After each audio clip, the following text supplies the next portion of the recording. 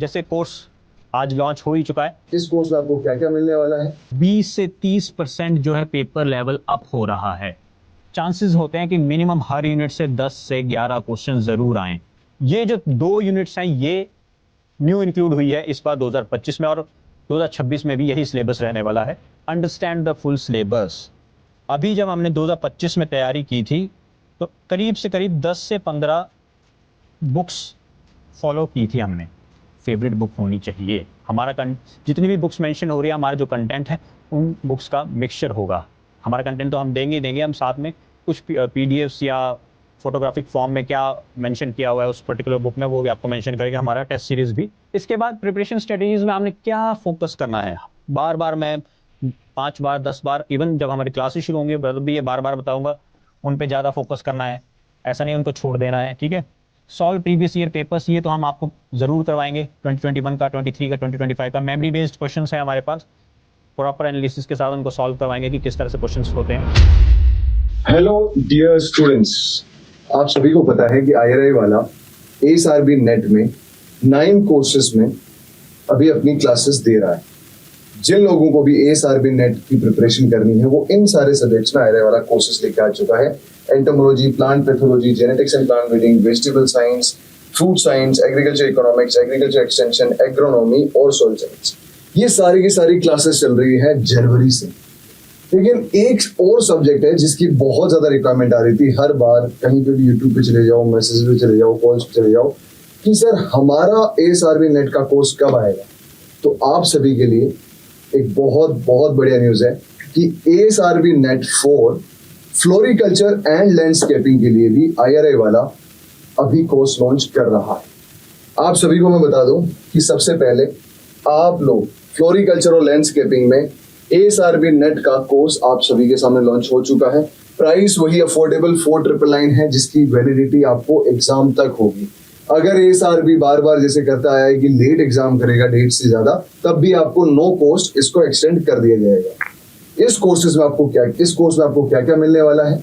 इस कोर्स में आपको सारे के सारे सिलेबस की जो आपकी 11 यूनिट या फ्लोरिकल्चर और लैंडस्केपिंग में उसकी लाइव और रिकॉर्डेड क्लासेस मिलेंगी, टॉपिक वाइज टेस्ट मिलेंगे, वीकली टेस्ट मिलेंगे और मिलेंगे आपको फुल लेंथ मॉक टेस्ट जो 150 क्वेश्चंस के होंगे एज इट इज फॉर्मेट जो आपको एएसआरबी में आता है। उसके अलावा भी प्रिसाइज नोट्स मिलेंगे आपको ताकि आप अच्छे तरीके से अपनी मेंटरशिप अच्छे तरीके से आप अपनी स्टडीज कर पाए, और 1-on-1 मेंटरशिप भी आप लोगों को इसमें मिलने वाली है। तो जिन लोगों को भी एएसआरबी नेट फ्लोरिकल्चर और लैंडस्केपिंग से रिलेटेड कोई भी इंक्वायरी है तो 9953077738 इस नंबर पे आप मैसेज कर सकते हैं या डायरेक्ट आप हमारी वेबसाइट पे जाके इस कोर्स को एनरोल कर सकते हैं जिसकी लिंक भी इस वीडियो के डिस्क्रिप्शन में लगी हुई है। फॉर एनी क्यूरीज आप इस नंबर पे मैसेज कर सकते हैं। लेट मी इंट्रोड्यूस की एएसआरबी नेट फ्लोरिकल्चर और लैंडस्केपिंग में आपको पढ़ाने वाले कौन है। सबसे पहले जो लीड मेंटर होंगे आपके इस कोर्स में, जो हमारे फल फूल 2.0, फल फूल 3.0 में भी लीड मेंटर हैं, sorry sir, let me introduce sir को। आप सबसे पहले आप उनके बारे में थोड़ा सा देख लीजिए। ऑलरेडी पिछले 1 साल उन्होंने पढ़ाया है हमारे सारे बच्चों को, और उनकी अगर मैं एकेडमिक अचीवमेंट्स की बात करूं तो उन्होंने 3rd rank state UG entrance exam में अचीव की थी। ऑल इंडिया रैंक 17 थी आईसीआर जेआरएफ पीजी एग्जामिनेशन में 2022 में। ऑल इंडिया रैंक 1 थी आईसीआर एसआरएफ एग्जामिनेशन में। एएसआरबी नेट ऑलरेडी क्वालिफाई कर चुके हैं एआरएस एसएमएस एसटीओ एग्जामिनेशन 2025 का जो प्रिलिमिनरी स्टेज होता है और मेंस है वो दोनों देके आ चुके हैं। बीएससी में गोल्ड मेडलिस्ट थे और उसके बाद एमएससी में भी आईआरआई में भी गोल्ड मेडलिस्ट है। Sir please welcome. उसके बाद अपन दूसरे मेंटर्स का भी, सर फर्स्ट ऑफ ऑल आपका इंट्रोडक्शन मैंने आप दे दिया है। आपके साथ साथ और फ्लोरिकल्चर लैंडस्केपिंग में अभी जो मैम है रितिका हैं, वो एचएयू से वो पीएचडी फ्लोरिकल्चर लैंडस्केपिंग कर रहे हैं, तो वो भी हमारे साथ एएसआरबी नेट के कोर्स में साथ जुड़े हैं। ओके, सो बेसिकली सर ये तो मैंने एक्सप्लेन कर दिया। अब आप बच्चों को सिलेबस डिस्कशन और बेसिक एएसआरबी नेट के बारे में जितना भी जानकारी इनको चाहिए इस एग्जामिनेशन में बैठने से पहले वो सारी आप कंटिन्यू कीजिए। बिल्कुल सर, बिल्कुल सर। तो सबसे पहले आपका शुक्रिया यहाँ आने के लिए, और जैसे कोर्स हमारा लॉन्च हो चुका है तो हम पहले डिस्कस करेंगे किस तरह का उसका सिलेबस होता है, पेपर पैटर्न कैसा रहता है, और हम क्या फोकस करेंगे इस थ्रू आउट द सीरीज में, हमारे किस तरह से हम क्वेश्चंस को डील करेंगे, हम वेरियस टॉपिक्स को किस तरह से स्टडी करेंगे, तो वो मैं आप डिटेल में हम डिस्कस करने वाले हैं। तो जैसे मेरे पीछे आप देख सकते हैं, तो एक डिटेल्ड व्यू है कि किस तरह का पेपर पैटर्न होता है। आप सबको पता है कि 150 क्वेश्चंस होंगे, 150 क्वेश्चंस के बाद सभी ऑब्जेक्टिव टाइप क्वेश्चंस होंगे, मार्क्स पर क्वेश्चन एक ही रहेगा, और 1/3 जो है, जो एसआरएफ या जेआरएफ में 1/4 होती है, यहां जो है आपकी नेगेटिव मार्किंग 1/3 है। तो आपको बड़ा ही ध्यान से पेपर देना है कि जो आप थोड़ा रिस्क जेआरएफ या एसआरएफ में थोड़ा सा ज्यादा अफोर्ड कर सकते हैं, वो यहां पे 1/3 है, तो इसमें आपका रिस्क बिल्कुल नहीं होना चाहिए। 2 घंटे का पेपर है, कंप्यूटर बेस्ड टेस्ट होगा, और हिंदी इंग्लिश दोनों में बाइलिंगुअल होता है। तो ये बेसिक पैटर्न होता है हमारे एएसआरबी नेट एग्जाम का।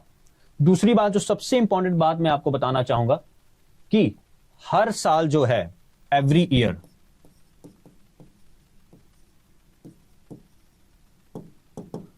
ज्यादा नहीं तो 20 से 30% जो है पेपर लेवल अप हो रहा है। इस पर सबसे ज्यादा ध्यान देने की बात है। 2021 में, 2023 में, 2025 में जो पेपर हुआ है, उनका लेवल अगर एनालाइज करके देखा जाए तो 20 से 30% अप हो गया है। इसका मतलब क्या है? मान लो 75 मार्क्स किसी के हैं, 75% नहीं, 50%, यानी 75 मार्क्स हैं 150 में से पिछली बार किसी के, और उसका सिर्फ एएसआरबी नेट ही क्लियर हुआ है, वो किसी तरह एआरएस प्रीलिम्स नहीं क्लियर कर पाया। तो इसका मतलब जो अगले बार पेपर आने वाला होगा, तो उसकी जो तैयारी थी 75 वाली, अगर वो सेम ही तैयारी के साथ जाएगा, तो अगली बार हो सकता है उसका नेट भी क्लियर ना हो। सबसे इंपॉर्टेंट बात, कोर्स को छोड़ दीजिए, आप अपनी तैयारी पे बात करें सिर्फ और सिर्फ। हमारे कोर्स, हम ये नहीं बात करेंगे हम जो बता रहे हैं वो ही हमने तैयारी करनी है या कुछ भी है, बिल्कुल हम आपका साथ देंगे, लेकिन आपको यह पता होना चाहिए कि जो आपकी पिछली तैयारी है, आप पहले कितने पानी में हैं। 20 से 30%, और चांसेस आके हो सकता है कि 50% भी बढ़ जाए, क्योंकि बाकी जो अपने बाकी कोर्सेज हैं, जैसे या हमारी डिसिप्लिन है, जेनेटिक्स एंड प्लांट ब्रीडिंग की बात कर लें, एग्रोनॉमी की बात कर लें, सॉइल साइंस की बात कर लें, प्लांट प्रोटेक्शन में एंटोमोलॉजी और पैथोलॉजी की बात करें, तो उनका ऑलरेडी अप हो चुका है हाई, उनका जो पेपर लेवल है वो अप हो चुका है। पहले एएसआरबी नेट क्या करता था, इवन जैसे फ्लोरिकल्चर लैंडस्केपिंग की बात करें, तो अभी भी 1 लाइनर क्वेश्चन ज्यादा देखने को मिलेंगे आपको। जो आपका 2019 से पहले जेआरएफ लेवल का, लेवल नहीं बोलूंगा, जेआरएफ टाइप का जो क्वेश्चन आता था, जो वैसे ही, लेकिन इस बार कुछ स्टेटमेंट वाले क्वेश्चन भी आए हैं, कुछ, लेकिन सिर्फ मिनिमम, बहुत कम, मोस्टली 1 लाइनर ही आए थे। तो हम इस बार एक्सपेक्ट कर रहे हैं कि हमारा पेपर लेवल थोड़ा और अप होगा, कम ज्यादा नहीं तो 20 से 30% तो अप होने ही वाला है, वो हर साल हो रहा है। ठीक है, दूसरी इंपॉर्टेंट बात जो हम आगे डिस्कस करने वाले हैं, रिवाइज्ड सिलेबस की। 21 और 23 का सिलेबस जो था वो बिल्कुल अलग है 25 के सिलेबस से। 26 में मोस्टली वही सिलेबस कंटिन्यू होने वाला है, लेकिन जहां पहले 8 यूनिट्स 9 यूनिट्स आती थी, अब जो है वो 11 यूनिट्स हमारी हैं। फ्लोरिकल्चर लैंडस्केपिंग में 11 टोटल यूनिट्स हैं, हम आगे डिस्कस करेंगे उनको डिटेल में। तो भूल जाइए कि आपने अभी तक जो तैयारी की थी, आप सिर्फ उसी की, आप जैसे मान लो अगस्त में हमारी नोटिफिकेशन निकलती है और पेपर हमारा नवंबर में होता है, तो आप बोलेंगे कोई बात नहीं, हम अक्टूबर में शुरू करेंगे, 15 दिन 20 दिन पहले पढ़ेंगे, हम एक बुक निकाल लेंगे, ग्लॉस्टर्स हॉर्टिकल्चर पढ़ लेंगे, निजेसा पढ़ लेंगे, floriculture and at glance by Jitendra Singh पढ़ लेंगे, सॉरी देशराज सर पढ़ लेंगे, तो हमारा हो जाएगा। तो वो आपकी बात गलत है। 11 यूनिट्स हैं, 150 क्वेश्चन है, और आगे मैं आपको बताऊंगा कि चांसेस होते हैं कि मिनिमम हर यूनिट से 10 से 11 क्वेश्चन जरूर आए। हम डिटेल्ड एनालिसिस भी करेंगे 2025, 23 और 2021 के क्वेश्चन पेपर का। मेमोरी बेस्ड क्वेश्चंस हैं हमारे पास, नियर अबाउट सभी क्वेश्चंस है। आई थिंक जो 2025 का जो पेपर हुआ उसमें तो हमने 148 क्वेश्चंस जो है वो जो एज इट इज आए हुए थे पेपर में वो देख चुके हैं हम। ठीक है, तो वो हो गया 10 से 11 क्वेश्चन पर यूनिट आएंगे। तो आप खुद सोच सकते हैं कि आप सिर्फ ये नहीं आगे आपने कट फ्लावर पढ़ लिए, लूज फ्लावर पढ़ लिए, उनकी ब्रीडिंग कर ली, ऑर्नामेंटल कर लिया या टफ ग्रास कर ली, ये सिर्फ 5 ही यूनिट्स हुई, मतलब 50% ऑफ सिलेबस ही हुआ अगर आपने cut flower, loose flower, breeding, turf grass management और आपकी ornamental landscaping and post harvest कर लिया। उसके अलावा भी 6 यूनिट्स और हैं, तो उन पे भी फोकस करना है। तो हम डिटेल में डिस्कस करेंगे कि क्या है। ठीक है, पहले हम चलते हैं अगले पे। ये आगे आपके पास मिनिमम किस तरह से आपके मार्क्स डिस्ट्रीब्यूशन होता है। अगर मैं साइड हो जाऊं तो आप देख सकते हैं, अगर अनरिजर्व कैटेगरी से हैं आप, तो आपको मिनिमम नेट क्वालिफाई करने के लिए 50% मार्क्स चाहिए, यानी 150 का आधा 75 मिनिमम आपके होने चाहिए। ईडब्ल्यूएस और ओबीसी में आपको 67.5 मार्क्स यानी 45% मिनिमम चाहिए, और एससी एसटी एंड अदर पीवीडब्ल्यूडी जो कैटेगरीज है हमारे, उसमें 60 मार्क्स यानी 40% ऑफ द मिनिमम मार्क्स आपको चाहिए 150 में से। ये बात होगी आपके एएसआरबी नेट क्वालिफिकेशन की।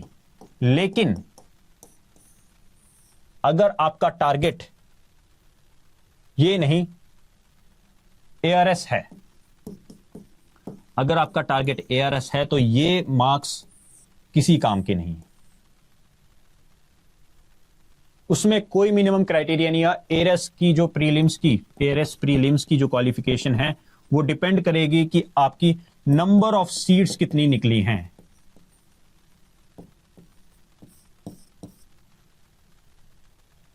क्लियर कि आपकी नंबर ऑफ सीट्स कितनी निकली हैं। मैं इसको थोड़ा क्लीन करके फिर से बताता हूं।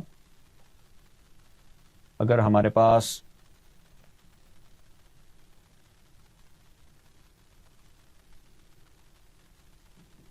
ठीक है, आगे पीछे बताते हैं, ये हम डिटेल में डिस्कस करने वाले हैं।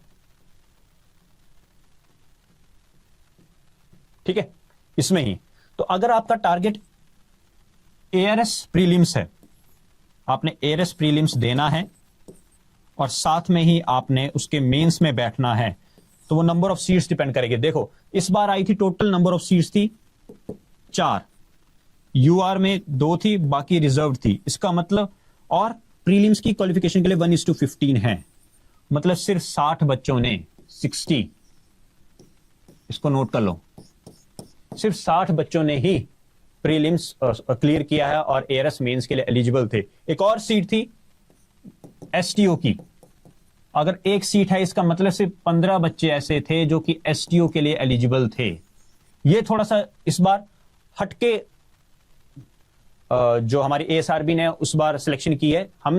हम सोच रहे थे कि अगर 2 सीट्स, मान लो 2 सीट्स यूआर की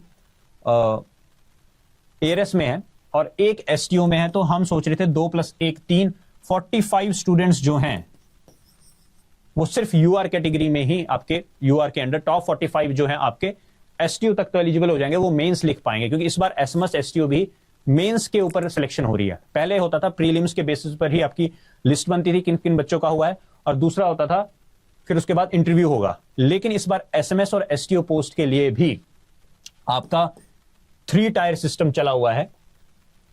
3 tier system even for SMS STO की प्रीलिम्स होगा, उसके बाद मेंस होगा, और उसके बाद इंटरव्यू, और फिर उसके बाद रिजल्ट आउट और आप एसएमएस एसटीओ एआरएस लग गए। तो जिनका भी टारगेट ये है तो उनके लिए ये किसी मायने नहीं रखता, आपको टॉप रैंकर्स में आना पड़ेगा।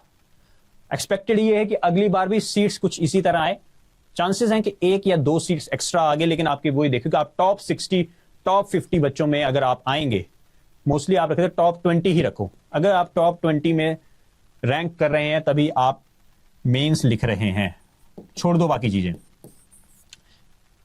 ठीक है, और from my personal point of view, जितने भी बच्चे एमएससी सेकेंड ईयर में हैं, फ्लोरिकल्चर लैंडस्केपिंग में एमएससी कर रहे हैं, एमएससी सेकेंड ईयर हैं, उनका कम से कम इस बार एआरएस नेट तो होना ही चाहिए। आप हमारा कोर्स ले रहे हैं नहीं ले रहे हैं, दैट वो अलग बात है, वो हम आपको क्वालिटी कंटेंट दिखाएंगे कि हम किस तरह कंटेंट दे रहे हैं, वो आपकी मर्जी है कि आपने हमारे साथ जुड़ना है कि नहीं।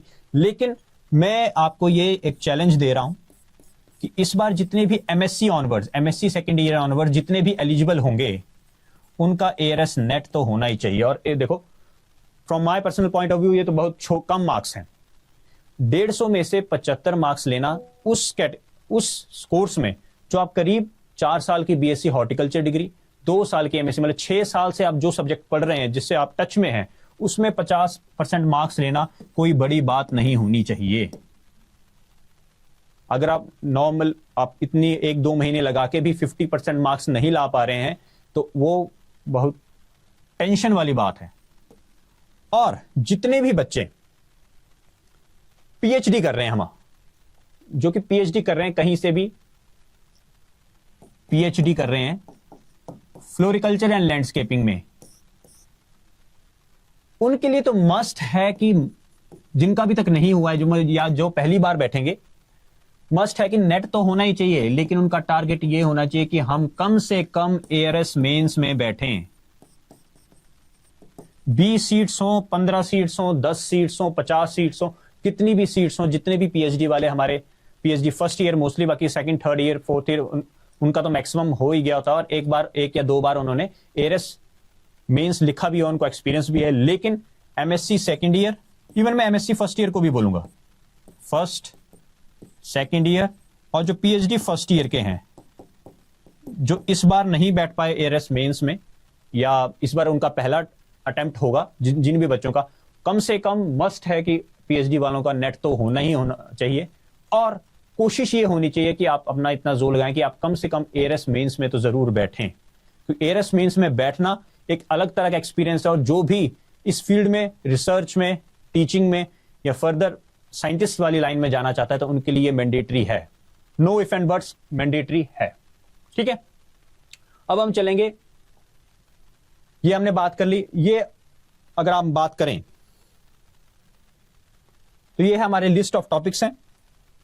अगर मैं साइड हट जाऊं, अगर आप ढंग से देख पा रहे हैं, तो ये हमारी, जैसे मैंने आपको बात की कि 11 यूनिट्स हैं टोटल।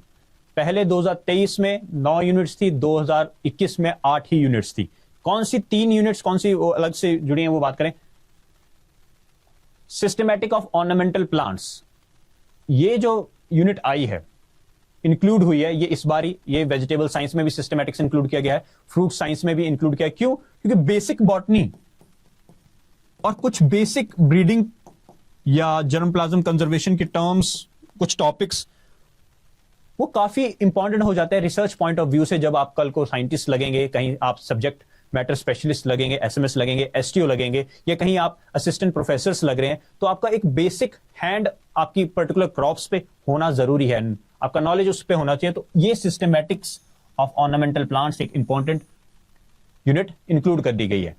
मेन बात ये है कि आईसीआर सिस्टम ने, एक तो ये 2+1 का कोर्स है, दूसरा ये एस्ट्रिक्स वाला मैंडेटरी कोर्स है, क्योंकि आप जितने भी एमएससी कर रहे हैं, पीएचडी कर रहे हैं, किसी भी स्ट्रीम में, किसी भी डिसिप्लिन में, वो जानते हैं कि कुछ कंपल्सरी कोर्सेज होते हैं हमारे मेजर डिसिप्लिन के, जो हमें एमएससी में, इवन पीएचडी में भी करने ही करने होते हैं, ऑप्शनल नहीं होते, कुछ ऑप्शनल यूनिट कोर्सेज होते हैं। ठीक है, तो ये एस्ट्रिक्स मतलब मैंडेटरी कंपल्सरी कोर्स है, तो इसका मतलब इसकी वेटेज काफी ज्यादा होगी, और इस बार भी भर भर के क्वेश्चन सिस्टमैटिक्स से आए हुए थे।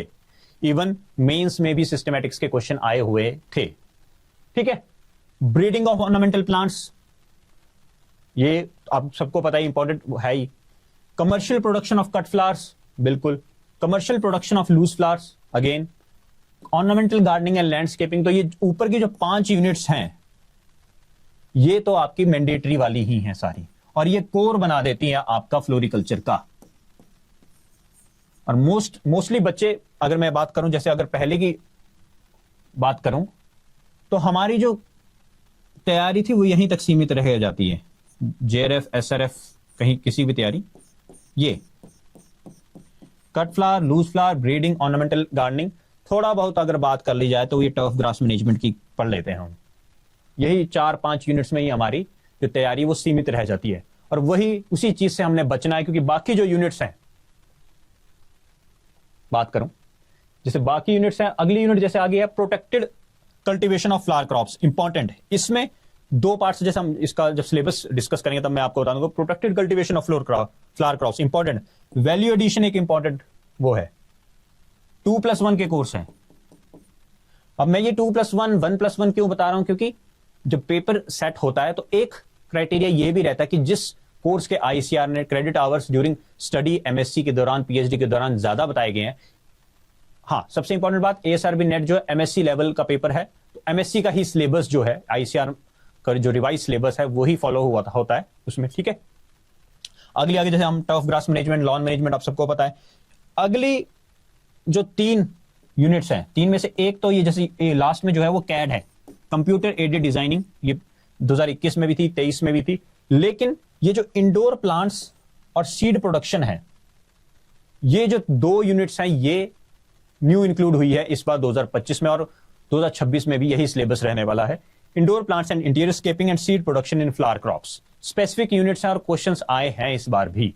2025 में भी भर भर के क्वेश्चंस स्पेसिफिक टू देम आए हैं। इंडोर प्लांट्स का पूछा गया था, उनके लाइट रिक्वायरमेंट की बात हम डिटेल में उसका डिस्कस करेंगे जब हम उसका पेपर एनालिसिस करेंगे। तो ये 11 यूनिट्स आपको पता होने चाहिए कि कोई भी यूनिट छोटी या बड़ी नहीं है। हाँ, कुछ पोर्शंस है उसको आपको डीपली स्टडी करना पड़ेगा, क्योंकि अभी भी जो हमारे पेपर सेटर हैं वो पुराने लेवल पे थोड़ा सा टच आ रहा है पेपर सेटिंग का, लेकिन चांसेस पूरे हैं क्योंकि बाकी डिसिप्लिन्स में पेपर सेटिंग का लेवल एकदम से स्पाइक कर गया है। वेजिटेबल साइंस में इस बार काफी टफ पेपर आया था, फ्रूट साइंस का इस बार भी टफ आया था, और टफ मतलब थोड़ा सा tricky compare to previous year, उसको फिर टफ ही काउंट होता है कि आपका जो बिल्कुल पेपर पैटर्न है वो बिल्कुल चेंज हो गया। ठीक है, फ्रूट साइंस का इस साल भी बिल्कुल पैटर्न बिल्कुल अलग सा आया था, पिछले साल भी काफी अलग सा आया था, और चांसेस ये होते हैं अगर पेपर पैटर्न एकदम से चेंज कर दिया जाए, मैं 20 से 30% बात कर रहा हूं, हो सकता है 50 से 60% पेपर पैटर्न आपका चेंज हो गया, सारा एसआरएफ लेवल का हो गया। अब सभी जानते हैं जैसे एसआरएफ का पेपर आता है, उसमें चाहे फ्लोरिकल्चर पोर्शन बोलो, हॉर्टिकल्चर पोर्शन बोलो, पेपर के क्वेश्चंस, पेपर का पैटर्न काफी हाई रहता है कंपेयर टू जो पिछले 2-3 सालों से आ रहा था। इसलिए वो सिलेक्शन, इसलिए जो नंबर ऑफ सीट्स एसआरएफ की है वो क्लेम करना भी बच्चों के लिए थोड़ा सा टफ रहता है, थोड़ा सा ट्रिकी रहता है। तो हम उसी की बात कर रहे हैं कि ये जो 11 यूनिट्स हैं हमारी, उन पे इक्वल वेटेज, इक्वल इंपॉर्टेंस देनी है, क्योंकि कुछ 150 में से चांसेस है कि 10 से 11 क्वेश्चन हर यूनिट से आएंगे ही आएंगे। ऐसा बोल लो, 10 मान लो 10 क्वेश्चन आ रहे हैं तो आपके 100 हो गए, बाकी 50 क्वेश्चन तो आपके 5 यूनिट से 2-2 क्वेश्चन और एक्स्ट्रा आ सकते हैं। 11 क्वेश्चन मान लो 11 क्वेश्चन आ गए आपके हर यूनिट से, और उसके बाद 3-3, 4-4 क्वेश्चन जो आपके मेन यूनिट्स है, ब्रीडिंग वाली, कट फ्लावर, लूज फ्लावर वाली, वो उसके आगे। इसके बाद हम शिफ्ट करेंगे सिस्टम यूनिट वाइज कि यूनिट क्या है, और यूनिट जब हम डिस्कस करेंगे तो हमारा मेन फोकस रहेगा कि मेन यूनिट क्या है, और यूनिट के भी आगे सब टॉपिक्स हैं कि हम किस तरह से, और उन्हीं तरह हम उनको इस कोर्स में डिस्कस किया करेंगे। हम आपको बताएंगे कि किस तरह से क्या चीजें इंपॉर्टेंट है और किस चीज पे ज्यादा फोकस करना है। तो systematic of ornamental plants check बिल्कुल ही एक नई यूनिट है। इवन इस पे अगर बात की जाए तो बॉटनी लेवल की और थोड़ा सा breeding touch, botany plus breeding touch, जो, और ब्रीडिंग भी कौन सा, जो एडमिनिस्ट्रेटिव ब्रीडिंग होती है, फील्ड लेवल की ब्रीडिंग नहीं, जो आपकी कि वैराइटल रिलीज क्या है, आपकी इंटेलेक्चुअल प्रॉपर्टी राइट्स कौन से हैं, जो एडमिनिस्ट्रेटिव वाली वो है, तो उनका कॉम्बिनेशन है ये। तो अगर देखा जाए, जैसे मैंने आपको यहाँ पे नोट भी करवाया हुआ है, सबसे पहले सब यूनिट आ गया है नोमेनक्लेचर, जिसमें आपके हिस्ट्री हो गया, प्लांट डाइवर्सिटी हॉटस्पॉट्स हो गए, plant classification, various classification systems, आपके चाहे बेंथम एंड हुकर का हो या हचकिंसन का हो, एंगलर एंड प्रैंसल्स का हो, ठीक है। तो वेरियस क्लासिफिकेशन सिस्टम हो गया। फाइलो कोड एक इंपॉर्टेंट टॉपिक आ जाता है। International systems, international codes, treaties कौन कौन सी हुई है, मैंने बात की ना एडमिनिस्ट्रेटिव बॉटनी, एडमिनिस्ट्रेटिव ब्रीडिंग की, ठीक है, वही है। इंटरनेशनल एंड नेशनल ऑर्गेनाइजेशन कौन सी है, बायोडाइवर्सिटी एक्ट से क्वेश्चन आए हुए थे, ठीक है। प्लांट आइडेंटिफिकेशन फीचर्स क्या हो सकते हैं, red data book important topic होता है। कौन कौन सी अथॉरिटीज है, national bureau of plant genetic resources, protection of plant varieties and farmers right act जो आ गया, एनबीए, नेशनल बायोडाइवर्सिटी अथॉरिटी, ठीक है। ये आपके जो है नोमेनक्लेचर और जो इंटरनेशनल ट्रीटीज हैं, ये 2 बेसिक सब यूनिट्स आ गई इस पार्ट की। नोमेनक्लेचर में सब कुछ आ जाएगा, लिनेनियस का आ जाएगा, पूरी बॉटनी, उसकी बाइनोमियल नोमेनक्लेचर आ गया। बाइनोमियल नोमेनक्लेचर का क्वेश्चन जो है वो पहला ही क्वेश्चन था एआरएस मेंस का, पहला ही क्वेश्चन की राइट अबाउट बाइनोमियल नोमेनक्लेचर, तो उसका आ गया। तो मैंने जैसे आपको बताया बॉटनी प्लस एडमिनिस्ट्रेटिव ब्रीडिंग या हैंडलिंग ऑफ वैराइटीज या कुछ ऐसा कुछ भी बात कर लो, इसका तोड़ है। और जो तीसरा पार्ट है इसका वो है families, description of various families, Rosaceae हो गया, एस्ट्रेसी मेन इंपॉर्टेंट आ जाती है, जितनी भी 13 वो है, कैरोफाइलेसी, ऑर्किडेसी, एरेसी, और उनके इंपॉर्टेंट जेनरा, रोजेसी का रोज, एस्ट्रेसी का टेजेटस हो गया, क्राइसेंथेमम हो गया, ठीक है। फिर लास्ट में आ जाता है आपके पास क्रायोप्रिजर्वेशन का कुछ, और molecular techniques in plant systematics, molecular taxonomy, biotaxonomy, ये अलग अलग टर्म्स है, तो ये इस पे आ गया। ठीक है, क्रायो प्रिजर्वेशन एक इंपॉर्टेंट टॉपिक हो जाता है कि फ्लोरिकल्चर क्रॉप्स में कैसे क्रायो प्रिजर्वेशन किया जाता है, उसका बेसिक प्रिंसिपल क्या है, लिक्विड नाइट्रोजन में किस टेम्परेचर पे स्टोर करते हैं, वो तो बेसिक है -196 डिग्री सेल्सियस। लेकिन वेरियस मेथड्स क्या है, ठीक है, कौन कौन से आपके क्रायो प्रिजर्वेंट्स यूज होते हैं, तो ये डिफरेंट। तो इस तरह से इस यूनिट्स को डिवाइड किया गया और हम जब लेक्चर्स करेंगे तब भी इस यूनिट को इसी तरह से फॉलो करेंगे। अगले आगे यूनिट आपकी breeding of ornamental crops, breeding वाली ऑर्नामेंटल क्रॉप्स, ये भी 2 या 3 सब यूनिट्स में डिवाइड है। पहले तो आपका बेसिक प्लांट ब्रीडिंग, ठीक है, जिसमें मैंने बात करी प्रिंसिपल्स ऑफ प्लांट ब्रीडिंग, ये बेसिक आ गया, जिसमें आप सब कुछ आ गया। मेन जो आ जाता है जेनेटिक डाइवर्सिटी, वैराइटल हेल्थ, वैराइटीज के बारे में क्वेश्चन बन जाते हैं, पेटेंट्स आ गए, इंटेलेक्चुअल प्रॉपर्टी राइट्स इंपॉर्टेंट है, और प्लांट ब्रीडर राइट्स आगे क्या होते हैं, और सबसे इंपॉर्टेंट इसमें आ जाता है आईपीआर क्या है, इंटेलेक्चुअल प्रॉपर्टी राइट्स वेरियस क्या है, कॉपीराइट किस में मिलता है, जीआई टैग्स कौन कौन से फ्लोरिकल्चर क्रॉप्स में, ये इंपॉर्टेंट होता है, बट पीपीवीआर एफआर आ गए। उसके बाद थोड़ा सा बेसिक अंडरस्टैंडिंग कि हम जो ब्रीडिंग कर रहे हैं वो किस किस ट्रेड्स के लिए करें, इनहेरिटेंस क्या पैटर्न रहता है, flower colour, doubleness, flower size, abiotic stress, biotic stress various के लिए, खासकर इथिलीन सेंसिटिविटी के लिए क्या ब्रीडिंग चली हुई है, डिसीज मेजर डिसीज के लिए क्या ब्रीडिंग चली हुई है, पोस्ट हार्वेस्ट लाइफ के लिए क्या चला हुआ है, ठीक है।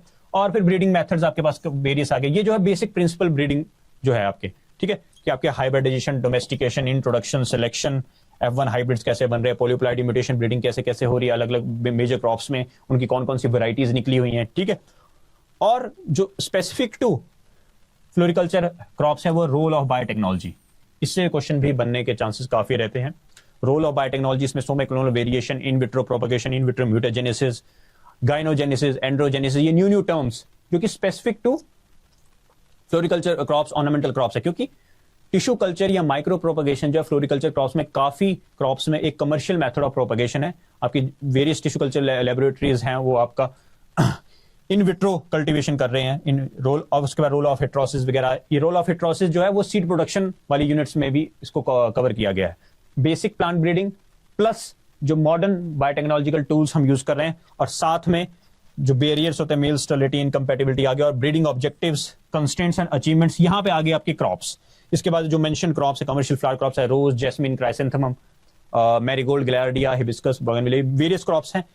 ये ईच एंड एवरी क्रॉप उतनी इंपॉर्टेंट होती है, हालांकि मेजर क्रॉप्स पे ज्यादा फोकस किया जाता है पेपर सेट करते हुए वक्त, लेकिन एक चीज जो नहीं भूलनी है ये है फ्लावरिंग एनुअल्स।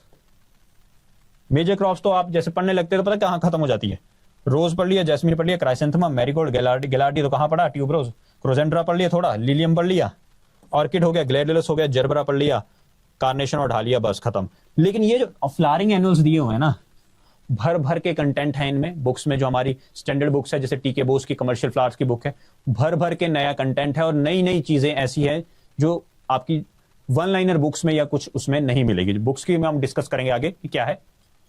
ओके, तो ये हमारा ये हो गया commercial production of cut flowers.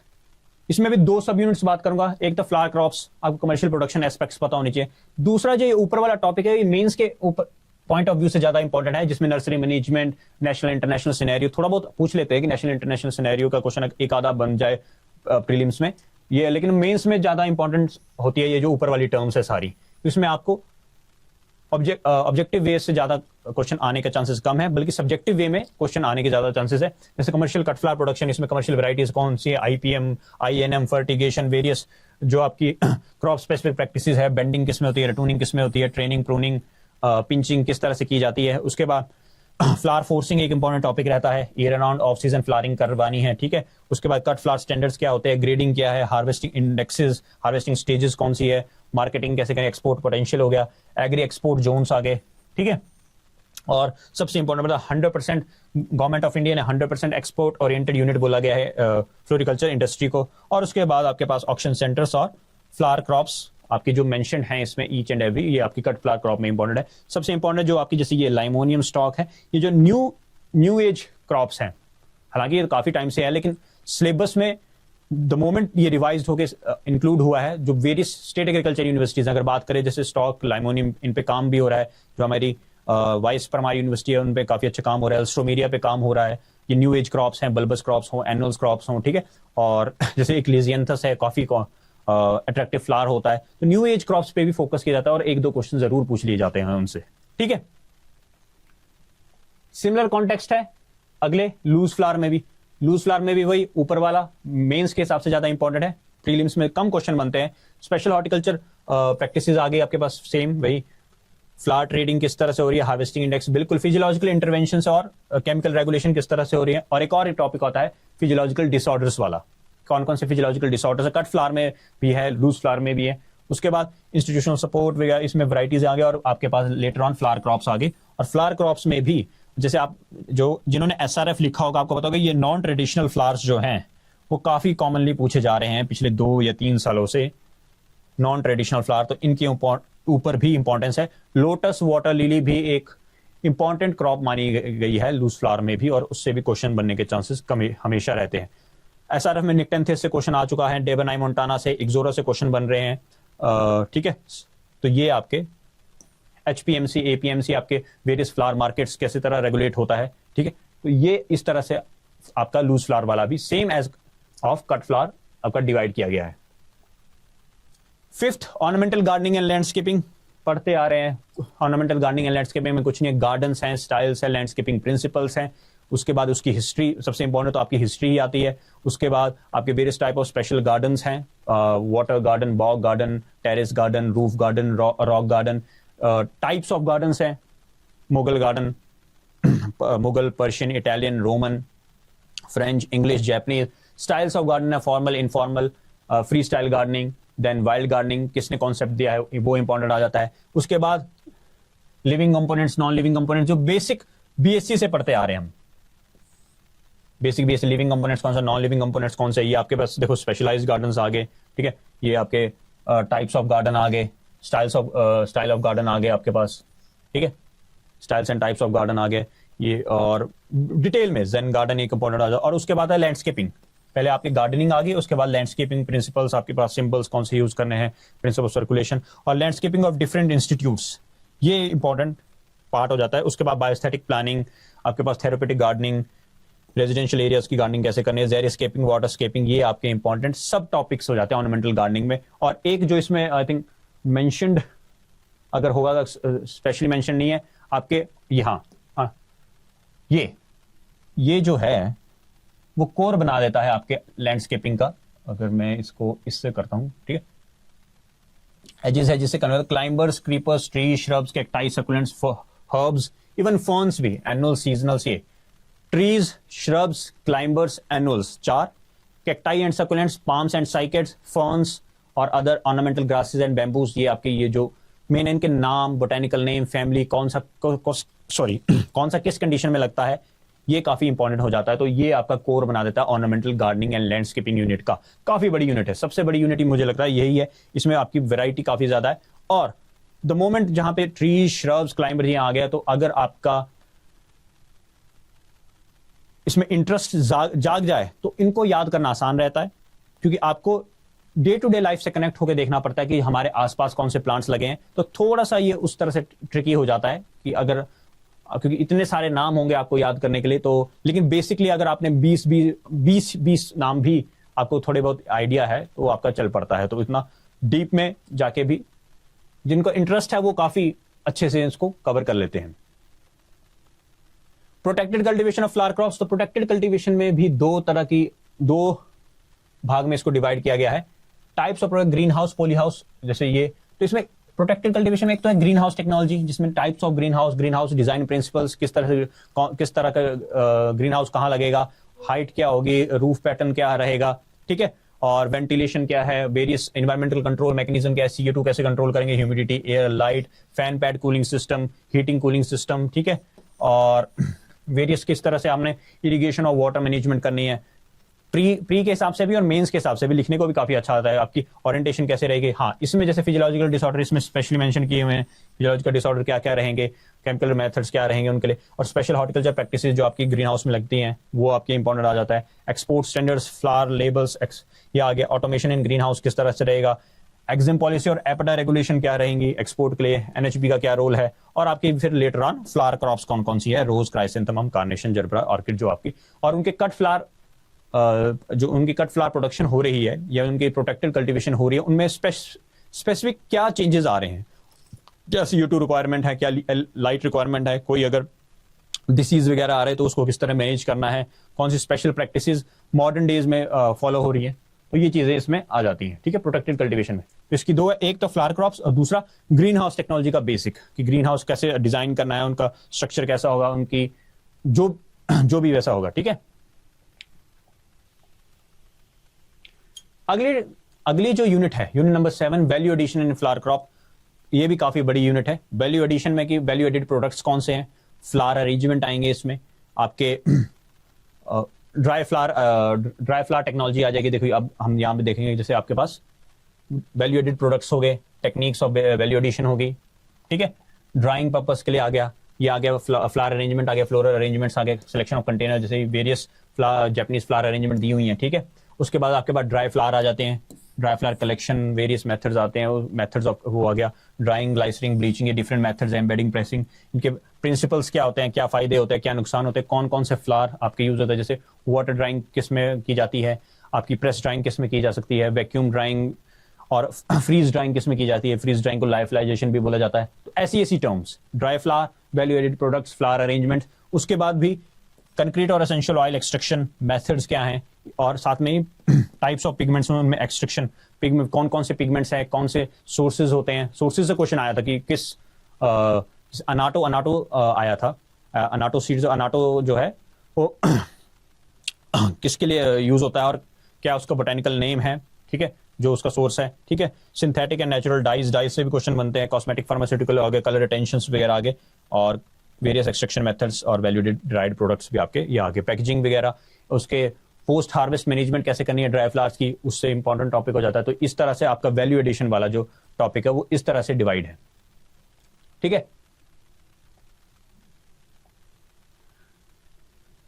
इसके बाद ये वाली टर्फ ग्रास मैनेजमेंट या लॉन मैनेजमेंट, ये वाली यूनिट तो मैक्सिमम को पता ही होगा, क्योंकि जब हम बीएससी में भी तैयारी करते हैं तो जेआरएफ में भी इसका सिलेबस है आपका लॉन्स का। तो उनमें ऑर्नामेंटल ग्रासेस क्या हैं, उनके डिसीजेस कौन से हैं, वेरियस इंसेक्ट पेस्ट कौन से उनसे रिलेटेड, तो 3-4 तो ये चीजें हैं कि आप बेसिक स्पेशल प्रैक्टिसेस होती हैं आप जब लॉन मैनेजमेंट करते हैं। लेकिन उसके साथ साथ अब थोड़ा और आ गया है, जैसे टर्फ ग्रासेस, उनके टाइप, स्पीशीज, वैरायटीज और हाइब्रिड्स पूछ लिए जाते हैं, ठीक है।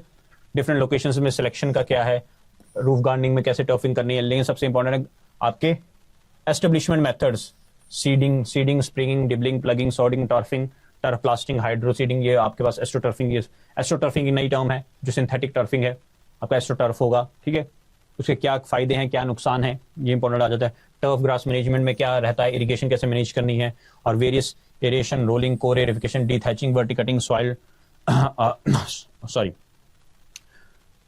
ड्रेसिंग, टॉप ड्रेसिंग कैसे की जाती है, ठीक है। रिसाइकल वाटर का कैसे यूज किया जाता है पब्लिक पार्क्स में। और सबसे इंपॉर्टेंट आगे selection of grasses and for playground purpose, कौन सी ग्रास कहाँ लगती है, क्या उसके स्पेशल क्राइटेरिया होता है, मोइंग हाइट कितनी रखी जाती है। गोल्फ कोर्सेज का इंपॉर्टेंट क्वेश्चन बनता है, क्रिकेट ग्राउंड का इंपॉर्टेंट क्वेश्चन बन जाता है जो आपके प्लेग्राउंड्स में है। और साथ में आपके बायोटिक और एबायोटिक स्ट्रेस मैनेजमेंट, इसमें डिसीजेज, इंसेक्ट पेस्ट और कुछ एबायोटिक फैक्टर्स के, आप नाइट्रोजन ज्यादा नहीं देना है, कम देना है, कौन सा न्यूट्रिएंट कम हो गया है तो उसकी वजह से क्या डिसऑर्डर या क्या इफेक्ट पड़ सकता है हमारे लॉन ग्रास पे, वो आ गया। और वेरियस स्पीशीज कौन कौन सी है आपकी, वार्म सीजन, कूल सीजन, ये आपके इंपॉर्टेंट टॉपिक हो जाता है टर्फ ग्रास में।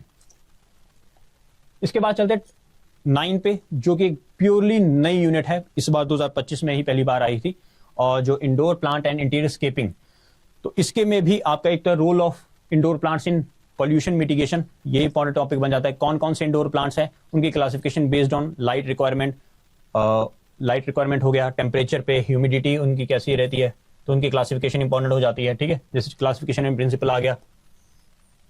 होम लैंडस्केपिंग इसमें आ जाता है, कल्चरल ऑपरेशंस क्या क्या किए जा सकते हैं, आपने फोलियर न्यूट्रिशन कैसे देना है, लाइट एक्सपोजर और प्लांट रोटेशन कैसे मेंटेन रखनी है, ठीक है। पॉटिंग, रिपोर्टिंग आ गया, एक्सपोर्ट स्टैंडर्ड्स पे ऑफ पॉटेड प्लांट्स आपके आ जाते हैं। स्पेशल गार्डन्स इंक्लूडिंग, इसमें स्पेशल गार्डन्स पे इंपॉर्टेंस दी जाती है, जैसे miniature garden, plant stand, even आपका टेरेरियम, वो भी इंपॉर्टेंट आ जाता है इसमें, ठीक है। और आपके वर्टिकल गार्डन्स, इसमें जो बेसिक सब यूनिट है वो वर्टिकल गार्डन। इस बार आया भी थे question, who is the father of vertical garden in India, Patrick blank, ठीक है। इस तरह से क्वेश्चन आए थे। सप्लीमेंटल लाइटिंग किस तरह से करनी, कैसे मैनेजमेंट करनी है, तो एक नई तरह की हैंगिंग बास्केट्स आ गए, विंडो बॉक्सेस, टेरेरियम, बॉन्साई एक इंपॉर्टेंट टॉपिक आ जाता है।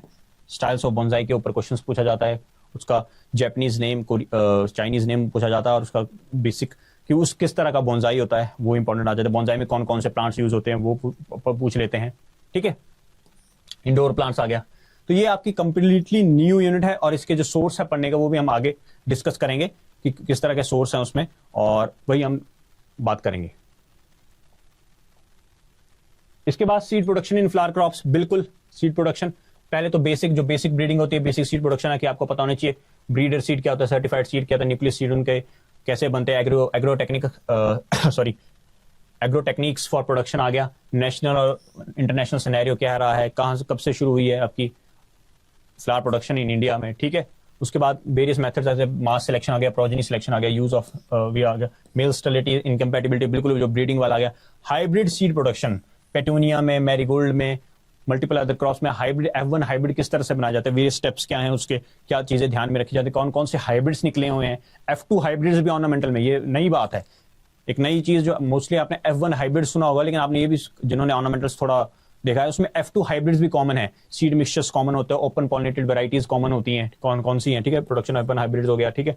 उसके बाद प्लांट ब्रीडर्स भी बिल्कुल वही आ गया, राइट्स वगैरह ये हो गए, बायो बिजनेस हो गया। और फ्लावर क्रॉप्स आपके वेरियस क्या है, मिनिमम स्टैंडर्ड्स क्या है, मिनिमम स्टैंडर्ड्स कितना आइसोलेशन डिस्टेंस होना चाहिए, कितनी percentage purity, genetic purity, physical purity कितनी होनी चाहिए, सीड पैकेजिंग किस तरह से की जाती है, कौन कौन से मेथड्स है, पैलेटिंग, सीड पैलेटिंग क्या होती है, सीड प्राइमिंग क्या चीज है, किस क्रॉप में क्या किस तरह का हेलो प्राइमिंग है, ऑस्मो प्राइमिंग है, हाइड्रो प्राइमिंग है, देखो कितने सारे टॉपिक्स इंटररिलेट हो रहे हैं। तो ये चीजें बिल्कुल ही नई है, और इनका कंटेंट भी नया है। अगर आपने जो आगे हम बुक्स की लिस्ट डिस्कस की है, अगर आपने वो बुक्स नहीं फॉलो की हैं अभी तक, तो आपको वो फॉलो करनी पड़ेंगी, और हमारे कोर्स में हमारा जो कंटेंट होगा वो उन्हीं बेसिक बुक से होगा, तो आपको उनको परचेज करने की जरूरत नहीं है। अगर आपकी लाइब्रेरी में अवेलेबल है तब आप उनको चेकआउट करने के लिए देख सकते हैं। बाकी हमारा जो कंटेंट होगा वो बेसिक बुक्स में, जो हमारी ऑथेंटिक बुक्स है, टीके बोस हो गई, जो बड़ी बड़ी बुक्स हैं खासकर जो ये 2 नई यूनिट्स हैं उनमें जो इंक्लूड होंगी वो हम डिस्कस करने वाले हैं, और वही हम आपको कंटेंट प्रोवाइड करेंगे।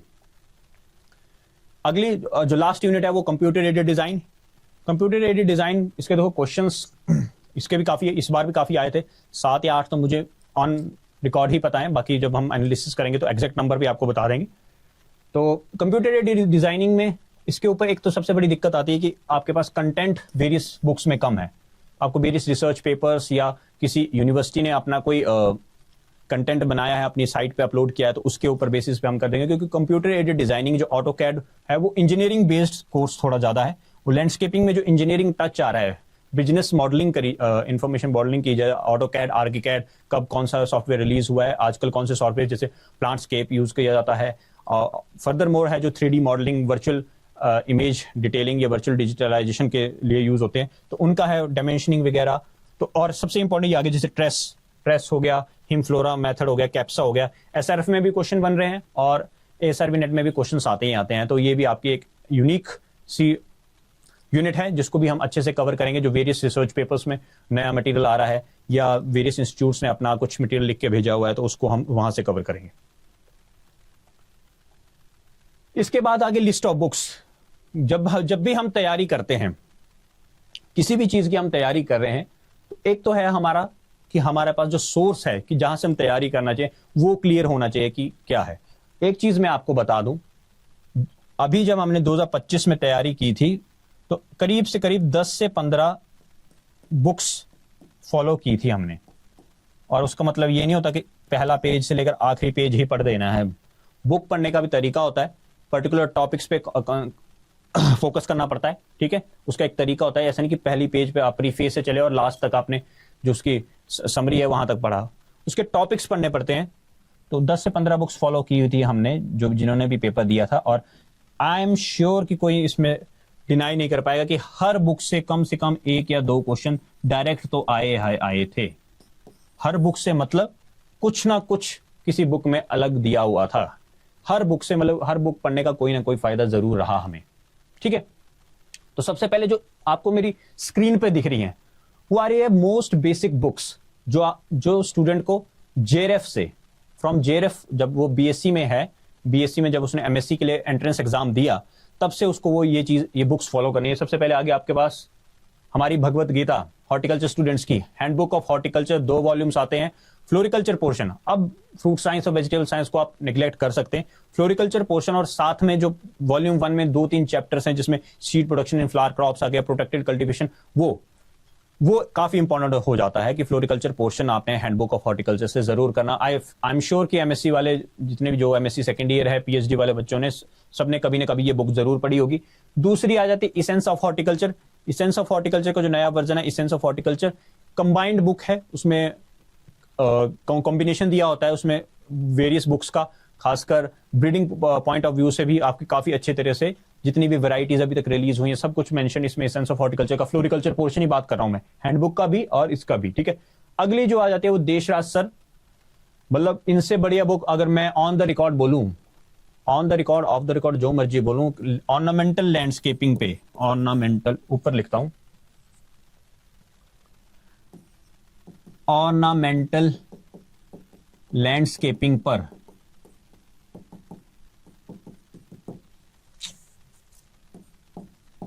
इनसे बढ़िया बुक ना आज तक कभी किसी ने लिखी है और मुझे लगता है आगे भी नहीं लिखी जाएगी।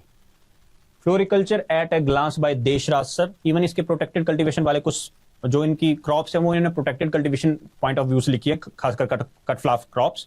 लेकिन ऑर्नामेंटल लैंडस्केपिंग के लिए बेस्ट बुक यही है आज तक, चाहे आप जेआरएफ एस्पिरेंट हो, एसआरएफ एस्पिरेंट्स हो या एएसआरबी नेट एस्पिरेंट्स हो। अगर आपने ये बुक ए टू जेड की है कभी ना कभी या कर ली है तो आपका ऑर्नामेंटल लैंडस्केपिंग में इंटरेस्ट भी जाग जाएगा और आपका कवर भी हो जाएगा, ठीक है।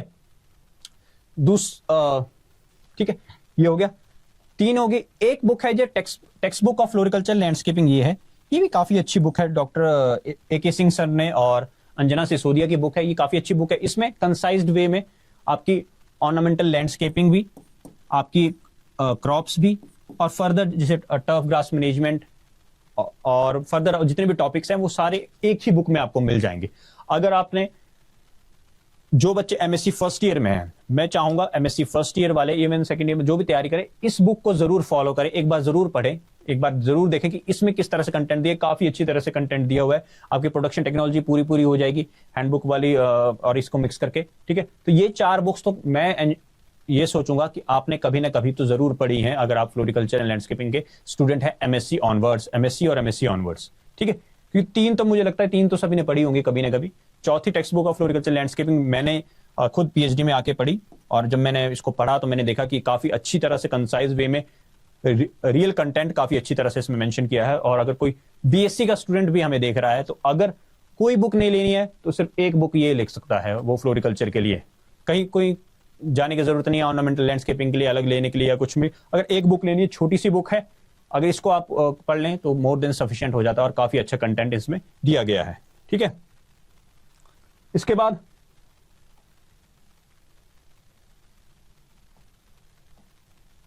हाँ, इसके बाद आ गई द पाइनियर बुक्स। पाइनियर इसलिए बोला कि ये गो टू बुक्स हैं और ये आप बुक्स कभी भी छोड़ नहीं सकते हैं। आपने चाहे एसआरएफ देना हो या एएसआरबी नेट देना हो, मेंस के लिए भी आपको ये बुक्स पढ़नी ही पढ़नी पड़ेंगी। तो सबसे पहले कंसाइज्ड वे वाली बुक की बात करूंगा, नीजेसा फ्लोरिकल्चर। नीजेसा फ्लोरिकल्चर अगर आपने ए.के. सिंह सर की फ्लावर कल्टीवेशन या flower crops cultivation and production technology की बुक है वो पढ़ी होगी, और उसकी ए.के. सिंह सर की 2 आगे हम डिस्कस करेंगे, 2 वॉल्यूम में आते हैं, ब्रीडिंग वाली बुक वो आती है, तो उसका कंसाइज्ड वर्जन है नीजेसा, प्लस इसमें कुछ और इंपॉर्टेंट पॉइंट्स हैं। नीजेसा फ्लोरिकल्चर मैंने खुद एसआरएफ के टाइम, एएसआरबी नेट के टाइम काफी फॉलो की है और ये गो टू बुक है, ठीक है। गो टू बुक आप नीजेसा फ्लोरिकल्चर फॉलो कर सकते हैं। आप आई थिंक सेकंड एडिशन भी आ चुका है इसका। उसके बाद हमारी pioneer book commercial flowers by T K. Bose sir, 5 volumes हैं। टी.के. बोस के वॉल्यूम्स काफी इंपॉर्टेंट है। जो भी क्रॉप्स आपके सिलेबस में दिए हैं आपको टी.के. बोस से कम एक बार तो जरूर पढ़नी पड़ेगी। बड़ी बुक है, थोड़ी ग्रंथ वाली बुक है, ये भगवत गीता से भी आगे वाले ग्रंथ है थोड़े, ठीक है।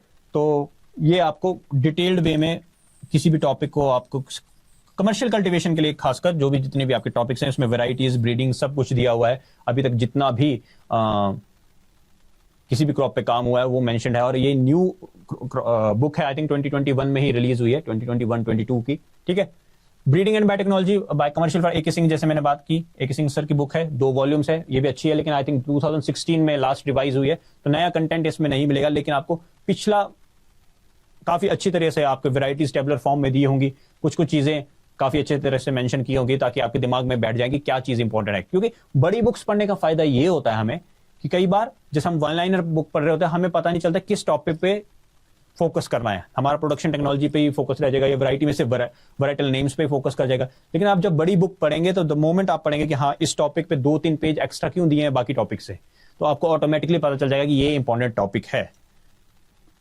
रोज में रूट स्टॉक्स की इंपॉर्टेंस है,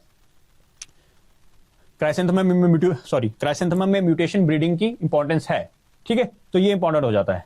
उसके बाद आप क्या आ जाती है, ये काफी 1986 में बनी थी बुक, लेकिन इससे अच्छी बुक, इससे ज्यादा कंटेंट वाइज ऑर्नामेंटल लैंडस्केप में कोई भी नहीं है। बस थोड़ा सा पढ़ने में इसको ऐसा होता है, क्योंकि इसमें फोटोज वगैरह नहीं है, ब्लैक एंड व्हाइट है, तो थोड़ा सा पढ़ने में थोड़ी सी बोल सकते हैं, मैं बोरिंग नहीं बोलना चाहूंगा, लेकिन थोड़ा सा कॉम्प्लेक्स हो जाता है इसको पढ़ते वक्त। लेकिन कंटेंट वाइज इतना डिटेल्ड वे में दिया हुआ है कि अभी तक बच्चे जो हैं, इवन टीचर्स हैं वो, और जो पेपर सेटर है वो भी इसको फॉलो करता है। Floriculture in India by GS. Randhawa and A. Mukhopadhyay.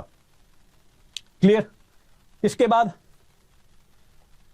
Shortcut version हम सबको जरूर पसंद होता है, तो ग्लॉस्टर्स हॉर्टिकल्चर, चाहे ग्लॉस्टर हॉर्टिकल्चर पुरानी वाली बोलो, 2.0 बोलो, और एक और आती है comprehensive floriculture by J Shankar स्वामी। ये शॉर्टकट वर्जन्स है, हाईली रिकमेंडेड नहीं है, पर अगर आपके पास है पहले से बुक तो आप इनको भी एक तरह से नजर मार सकते हैं कि इसमें क्या टॉपिक अलग दिया है। हर बार कोशिश ये करनी है जब बुक आपके पास है, हालांकि हमारा जो जितना भी कंटेंट होगा वो सभी बुक्स का मिक्सचर होगा, ठीक है, तो जो भी नई बुक्स में आपके पास कंटेंट है कि उसमें नया क्या दिया है वो एक बार पढ़ लें। पूरी की पूरी बुक पढ़ने की जरूरत नहीं। एक बार देखा कि अच्छा मैंने ये मान लो मैं रोज पढ़ रहा हूँ, रोज की कल्टीवेशन मैंने टीके बोस से पढ़ ली, टीके बोस से पढ़ी हुई देखा, और इसमें देखा मैंने वन लाइनर या नीचे में कुछ अलग दिया हुआ है, वो देख लिया और आपका कवर हो जाता है, और उसके बाद बार बार उसको रिवाइज करना होता है जो आपने फॉलो किया, ठीक है।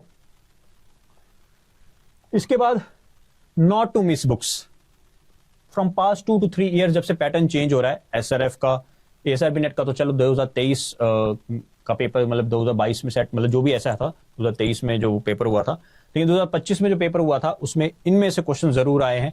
ये आर.एल. मिश्रा सर की 2 बुक्स हैं, एसआरएफ में भर भर के क्वेश्चन आते हैं इनसे, खासकर जो मैंने आपको बताए थे ट्रेडिशनल फ्लावर्स और फ्लावरिंग एनुअल्स, इसमें जो है वो काफी अच्छी तरह से दिए हुए हैं। जो भी आपकी नॉन ट्रेडिशनल फ्लावर, जो आपके माइनर क्रॉप्स हैं, वो काफी अच्छी तरह से दिए हुए हैं, चाहे वो ट्रेडिशनल एंड लूज फ्लावर्स की बात कर ले और कट फ्लावर बाय।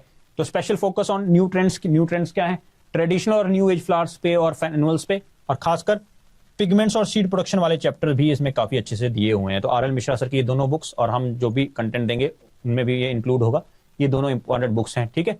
उसके बाद एडवांसेस ऑन ऑर्नामेंटल हॉर्टिकल्चर, ये भी काफी पुरानी बुक है, बाय एस.के. भट्टाचार्य जी सर ने काफी अच्छी तरह से मेंशन किया गया। इसमें कि इसके 6 वॉल्यूम्स है, लेकिन हमारा वॉल्यूम 4 पे ही ज्यादा फोकस रहता है, क्योंकि बाकी 6 में सिमिलर कंटेंट है, रिपीट हो रहा है, कुछ नई चीजें भी हैं, लेकिन प्रीलिम्स पॉइंट ऑफ व्यू से ये है। और प्रोटेक्टेड कल्टीवेशन टेक्नोलॉजी के चैप्टर्स इसमें अच्छे दिए हुए हैं, और वो वॉल्यूम 4 में आता है। सीड प्रोडक्शन और प्रोटेक्टेड कल्टीवेशन के चैप्टर्स इसमें अच्छे दिए हुए हैं, ठीक है। Special book on turf grass, अगर टर्फ ग्रास की एक स्पेशल बुक बात करें तो एक लौती ये है निक क्रिश्चियंस और एरोन की special book on turf grasses, ठीक है। टर्फ ग्रास का इसमें काफी डिटेल वे में दिया हुआ है।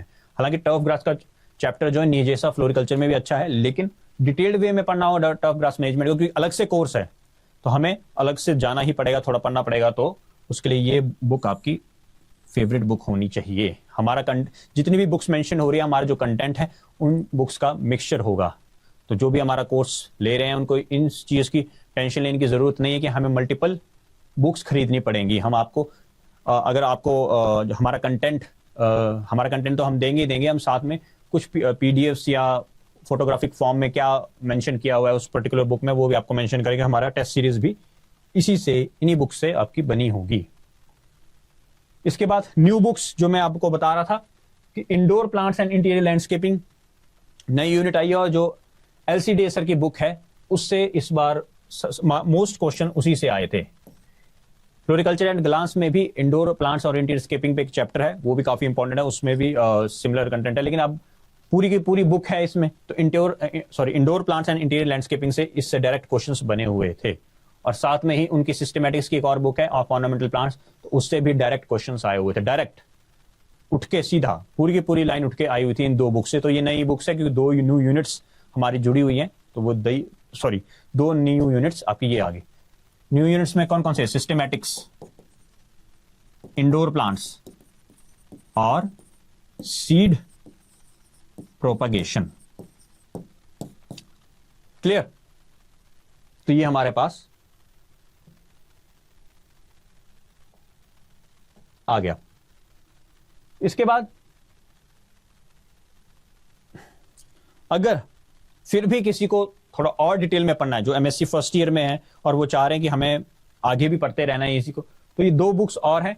अब जैसे फ्लावर ब्रीडिंग एंड जेनेटिक्स जो कि एमएस पाटिल सर ने और अनिल आर सर ने लिखी हुई है, तो वो है source of essence of horticulture. जो फ्लोरी पोर्शन है वो इसी बुक से उठाया गया है, मतलब और भी जगह से मिक्सचर हो सके, लेकिन मेजर कोर जो है वो इस बुक का है, जो ब्रीडिंग पोर्शन है उसमें, ठीक है। और जो ये नई बुक है flower production and gardening by P K Yadav and R P Singh sir की, वो है combination of handbook portion plus ICAR e course of ornamental horticulture. जब भी जैसे हमारा जो जेएरएफ वाला कोर्स होता है, मैं हमेशा बताता हूं कि आप प्रोडक्शन टेक्नोलॉजी करो, प्रोडक्शन टेक्नोलॉजी के लिए फ्लोरिकल्चर में हैंडबुक ऑफ हॉर्टिकल्चर प्रेफर करो, और ऑर्नामेंटल लैंडस्केपिंग के लिए आप प्रेफर करो आईसीआर का ई कोर्स। मोस्ट चीजें उसमें काफी अच्छी तरह से मेंशन की है, और आईसीआर का ई कोर्स अभी भी वैलिड रहता है, अभी भी इनफ रहता है floriculture ornamental landscaping point of view से। तो ये जो बुक है, बीएससी के स्टूडेंट्स, एमएससी फर्स्ट ईयर के स्टूडेंट्स अगर देख रहे हैं, इसकी पीडीएफ अवेलेबल है, हम भी आपको अवेलेबल करवा देंगे। ये जो बुक है ये आपकी गो टू बुक होनी चाहिए। मैं दो बुक्स बता दी आपको, अगर आपने शुरुआत से शुरू करना है तो एक तो ये हो गया, आपने हैंडबुक का पोर्शन, आपने अलग अलग बुक्स नहीं तो एक तो ये ले ली मतलब इससे इसको फॉलो किया, और दूसरा जो मैंने आपको AK सिंह सर की बुक बताई थी, टेक्स्ट बुक ऑफ फ्लावर, एक टेक्स्ट बुक जो थी छोटी वाली, वो तो ये आपकी गो टू बुक है। बिल्कुल हैंडबुक का जो पोर्शन है सिमिलर कंटेंट आपको वैसा मिल जाएगा, और आईसीआर ई कोर्स का बुक है तो आपका कमर्शियल कल्टीवेशन भी और गार्डनिंग भी दोनों कवर हो जाएंगी इसमें, ठीक है। तो ये हो गया हमारे बुक्स की लिस्ट। इसके बाद प्रिपरेशन स्ट्रेटेजीज में आपने क्या फोकस करना है, बार बार मैं 5 बार 10 बार, इवन जब हमारी क्लासेस शुरू होंगी तब भी ये बार बार बताऊंगा, understand the full syllabus. Syllabus मैंने आपको डिटेल्ड वे में, कंसाइज वे में बता दिया, बाकी हम जब पढ़ेंगे तब भी कि किस तरह से सिलेबस को डाइवर्ट किया जा सकता है, डिवाइड किया जा सकता है। क्या हमारी मेन यूनिट है, उसमें सब यूनिट्स कौन सी आएंगी और उनको किस तरह से फोकस करना है। तो understand the syllabus fully. ARS net करना है, प्री करना है, एसएमएस एसक्यू क्लियर करना है, तो आपको सिलेबस की अंडरस्टैंडिंग बड़ी जरूरी है। फोकस ऑल यूनिट्स, ऐसा नहीं चलेगा 5-6 यूनिट्स पढ़िए और चल दिए। 5-6 यूनिट से 70-80 क्वेश्चन आप कर पाएंगे, 70-80 में से भी ऐसा होता है कि 50-60 ही ठीक हो आपके आंसर। तो आप देख लो आप कहां स्टैंड करते हैं। 1/3 है नेगेटिव मार्किंग, तो स्कोप ऑफ तुक्केबाजी तो चलेगा ही नहीं, ठीक है, तुक्का तो चलेगा नहीं।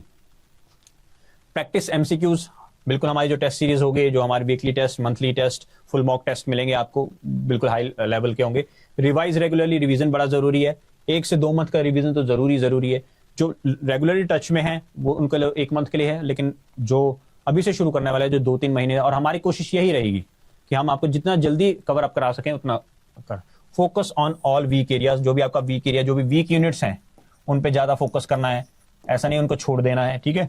फोकस ऑन स्टैंडर्ड बुक्स, जो हमने बुक्स बात की, स्टैंडर्ड बुक्स आपकी इंपॉर्टेंट रहती है कमर्शियल कल्टीवेशन के लिए, प्रोडक्शन टेक्नोलॉजी के लिए, कुछ भी रिवीजन आपका इंपॉर्टेंट है। सॉल्व प्रीवियस ईयर पेपर्स, ये तो हम आपको जरूर करवाएंगे, 2021 का, 23 का, 2025 का। मेमोरी बेस्ड क्वेश्चंस है हमारे पास, प्रॉपर एनालिसिस के साथ उनको सॉल्व करवाएंगे कि किस तरह से क्वेश्चंस होते हैं, ठीक है। कंसेप्ट्स पे फोकस करें, क्योंकि आपने लेटर ऑन कल को साइंटिस्ट लगना है, तो आपका ऐसा नहीं कि क्रैम किया और काम खत्म कर दिया। कॉन्सेप्ट पे आराम से बैठ के, तभी तो शुरुआत अभी से करनी है, ठीक है।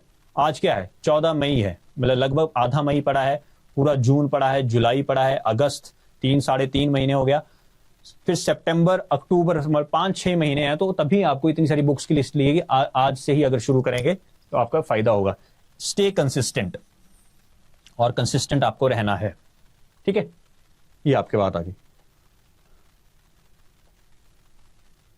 तो अब जैसे कोर्स आज लॉन्च हो ही चुका है, हमारे साथ जो जितने भी मेंटर्स हैं आगे भी जुड़ेंगे, हम आपको क्वालिटी कंटेंट देने का वादा जरूर करते हैं, लेकिन कोशिश हम यही करेंगे कि जो आपका ये कोर्स है, ऑल्दो ये पूरा का पूरा चलेगा, लेकिन हम कोशिश करेंगे कि जो आपका मेजर पोर्शन है वो 40 to 50 लेक्चर्स में कवर करवा दें। ये मैं रफ एस्टिमेट बता रहा हूं।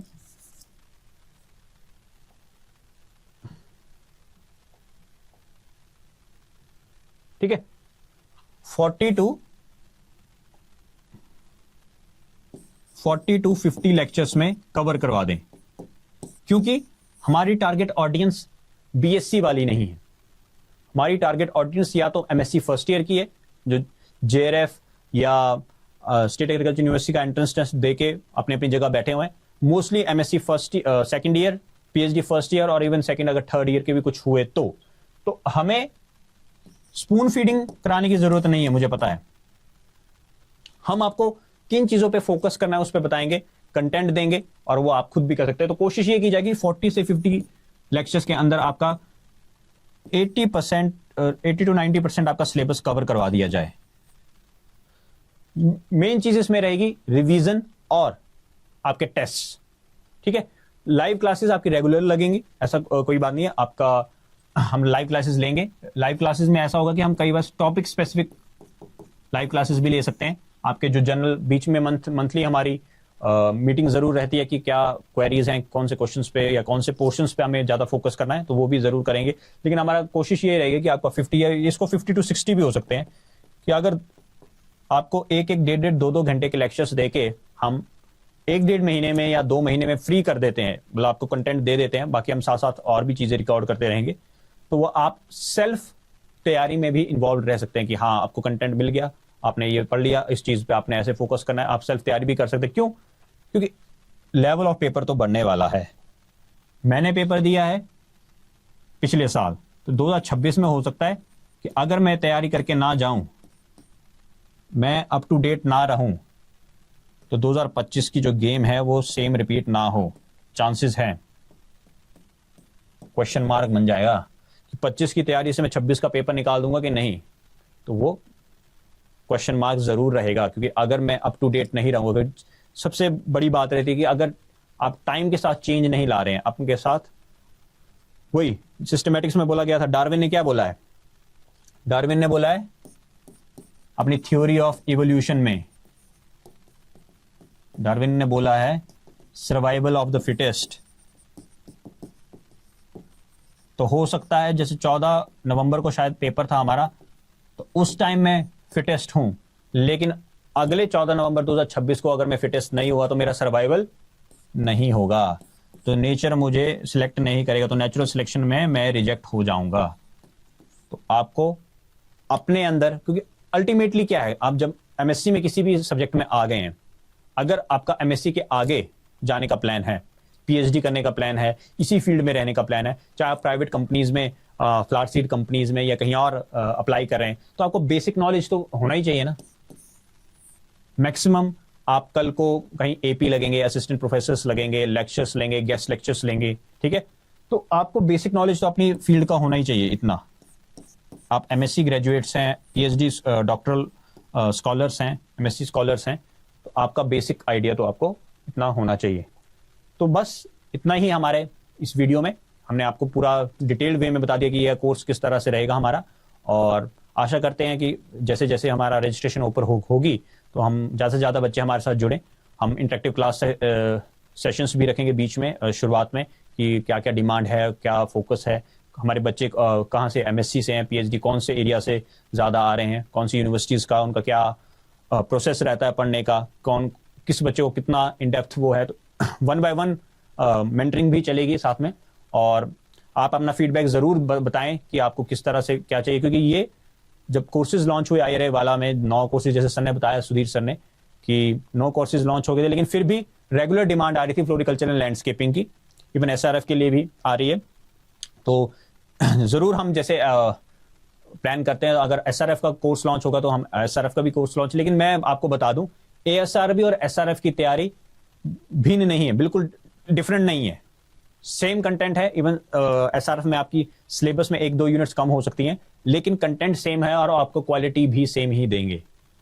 ठीक है, तो हमारे लेक्चर्स बिल्कुल ऐसे रहेंगे क्योंकि हमारा बेसिक मोटो ये रहेगा कि आपको नॉलेज प्रोवाइड किया जाए, कौन सी चीज किस तरह से फोकस की जा रही है वो प्रोवाइड किया जाए। तो चाहे एमएससी सेकेंड ईयर का बच्चा है, फर्स्ट ईयर का है, पीएचडी के बच्चे हैं, या इवन बीएससी वाला कोई लॉन्ग टर्म प्लान करके चला हुआ है, फोर्थ ईयर में हो सकता है उसने 4 जुलाई को अपना जेआरएफ लिखना हो और वो सोच रहा है कि मैंने फ्लोरिकल्चरल लैंडस्केपिंग में एमएससी करनी है, आगे पढ़ाई करनी है, तो उसके लिए भी काफी ये फायदेमंद रहेगा।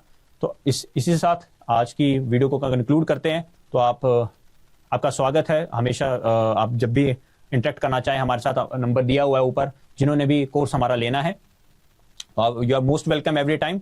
और मैं भी साथ जुड़ा हुआ हूं और हम जल्दी से जो भी हमारे साथ रजिस्टर करेंगे, हम एक व्हाट्सएप ग्रुप बनाते हैं और उनके साथ हम कांटेक्ट में रहते ही हैं। तो हम आशा करते हैं कि ज़्यादा से ज़्यादा बच्चे हमारे साथ जुड़ें, और जैसा भी आपका फीडबैक हमारी वीडियो के लिए, और आपके 1-2 लेक्चर्स हम ओपन भी रखेंगे ताकि और बच्चे हमें देख के अगर उनको अच्छा लग रहा है हमारा कंटेंट तो हमारे साथ जुड़े बिल्कुल। तो आशा करते हैं आप सबको पसंद आएगा, और तब तक के लिए goodbye, have a good day, take care.